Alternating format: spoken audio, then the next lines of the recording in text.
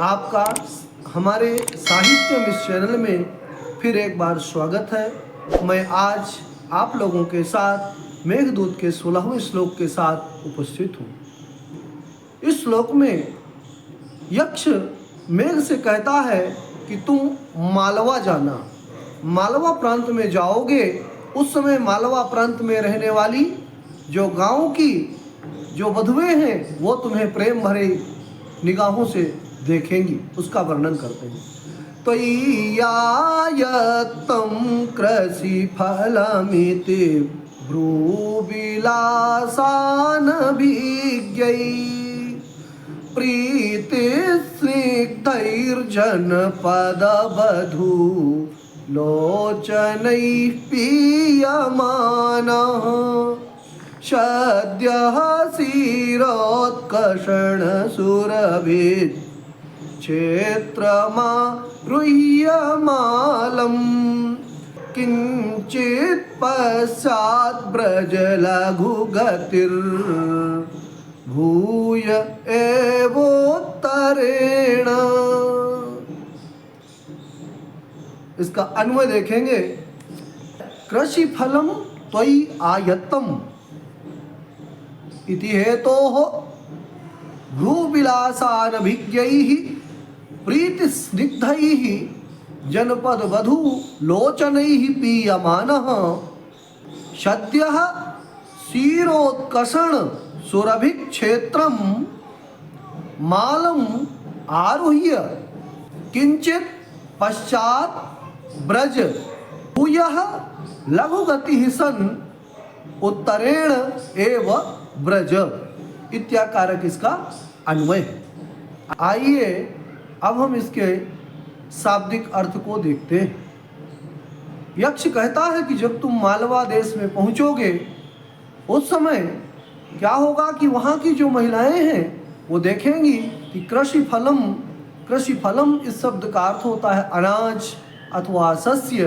त्वयि अर्थात तुझ मेघ के, आयत्तम मने अधीन है, इति ऐसा जान करके, हेतु हो अर्थात इस कारण से, भ्रू विलासान अभिज्ञैः, भ्रू मने भावों के, विलासों से, कटाक्षों से, अनभिज्ञ, प्रीति स्निग्धैः मने स्नेहयुक्त, जनपद वधू लोचनैः, जनपद वधू लोचनैः शब्द का अर्थ होता है ग्रामीण वनिताओं के नेत्रों के द्वारा, गांव की महिलाओं के नेत्रों के द्वारा, पीयमानः अर्थात दृश्यमानः, पीयमान शब्द का अर्थ होता है यहाँ पर देखे जाते हुए।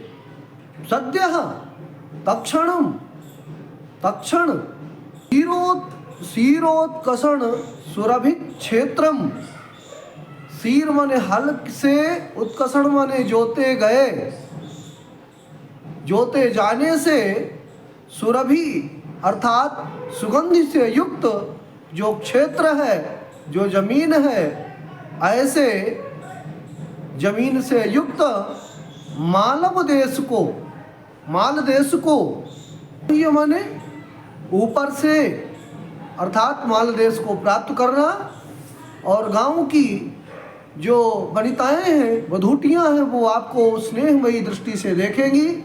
उनके द्वारा देखा जाता हुआ माल देश से आरोह्य माने ऊपर से गुजरते हुए, किंचित पश्चात ब्रज कुछ पीछे की ओर लौटना, फिर लघु गति ही तीव्र गति से, द्रुत गति से, फिर भूयः माने फिर से, उत्तरेण ब्रज उत्तर की ओर, फिर ब्रज माने चले जाना।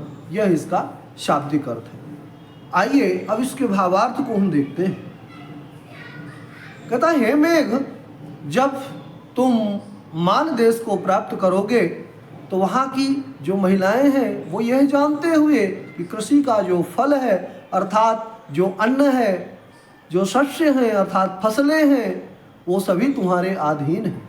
तुम्हारे बिना अच्छी फसल नहीं हो सकती। अतः वो बड़े प्रेम पूर्वक निगाहों से ऊपर की ओर मुख करते हुए तुमको देखेंगी और तुम माल देश के ऊपर से उन वनिताओं के द्वारा देखा जाता हुआ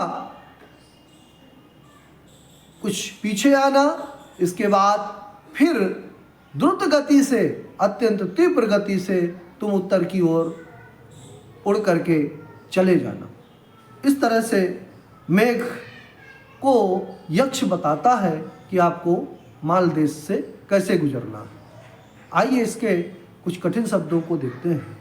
तो कृषि फलम, कृषेः फलम, कृषि फलम, कृषि फल शब्द का अर्थ होता है अनाज अथवा सस्य भी कह सकते हैं, फसल, चूंकि सारी फसलें कृषि के अधीन होती हैं। षष्ठी तत्पुरुष समास।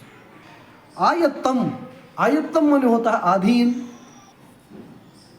आंग पूर्वक यत धातु से अक्ता प्रत्यय करने पर आयत्त बन जाता है। आयत्तम नपुंसकलिंग एक वचन में। भ्रुवोः विलासाः, भ्रूविलासाः तेषाम् अनभिज्ञानी, भ्रूविलासानभिज्ञानी तैः भ्रूविलासानभिज्ञैः। यह भ्रूविलासानभिज्ञैः जो शब्द है अर्थात भौहों के कटाक्षों को करने में जो अनभिज्ञ हैं, जो अपरिचित हैं, ये जनपद वधू लोचनैः इसका विशेषण है। जनपदानां बध्वः, जनपद बध्वः तेषां लोचनानि, जनपद वधू लोचनानि तैः जनपद वधू लोचनैः। क्षीरोत्कषण सुरभि क्षेत्रम, क्षीरेण उत्कषणम क्षीरोत्कषणम, क्षीरोत्कषणेन सुरभीणि क्षेत्राणि यस्मिन् तत् क्षीरोत्कषण सुरभि क्षेत्रम तत्किम मालाख्यम देशम। क्षीर माने हल, हल को हल से जोतने के कारण सुरभि माने सुगंधित हैं क्षेत्र जिसके, ऐसे माल देश को। लघु गति ही, लघ्वी गति यस्य अशौ लघु गति ही, लघु गति अर्थात द्रुत गति, तीव्र गति वाला होकर के थोड़ा पीछे आना और फिर उत्तरेण व्रज, उत्तर की ओर चले जाना। इस तरह से ये कुछ कठिन शब्द थे। आप सभी हमारे नियमित दर्शक हैं, श्रोता हैं। आप हमारे चैनल को लाइक एवं सब्सक्राइब करें। आप सभी का बहुत बहुत धन्यवाद।